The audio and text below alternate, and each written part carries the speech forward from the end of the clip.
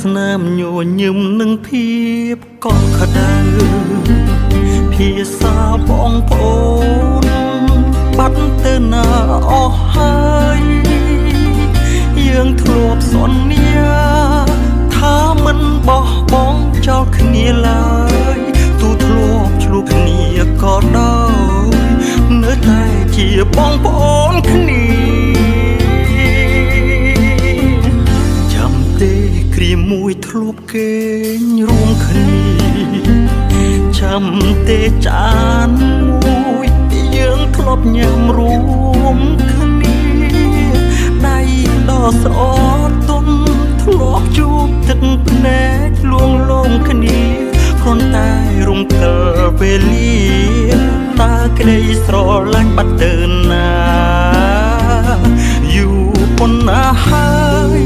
តែយើងដូចជាអ្នកដទៃអ្នកណាផ្លាស់ប្ដូរនិស្ស័យឲ្យលែងសើខ្វល់សុខទុក្ខគ្នាយូរប៉ុណ្ណាហើយតែយើងខានអកិស្មាគ្នាពេលនេះភ្នែកយើងសម្លឹងគ្នាចាត់ទុកគ្នាក្នុងន័យបែបណាយើងជាបងប្អូនមិនអាចចោលគ្នាមិនថាពេលនេះយើងឆ្ងាយគ្នាយ៉ាងណាបើថ្ងៃមុនខំលើកលែងតួឲ្យគ្នាផងណាបងប្អូនគឺជាភាសាដែលស្ដាប់ឮហើយមិនឯ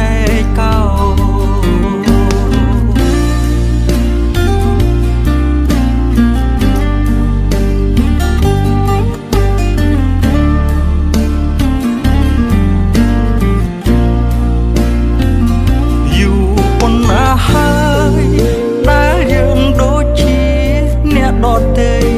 អ្នកណាផ្លាស់ប្ដូរនិស្ស័យឲ្យលែងសើខ្វល់សុខទុក្ខគ្នា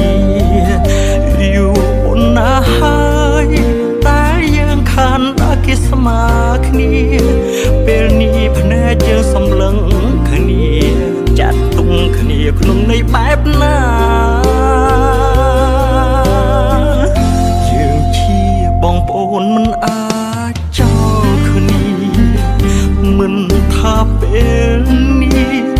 យើងឆ្ងាយគ្នាយ៉ាងណាបើថ្ងៃមុនខំ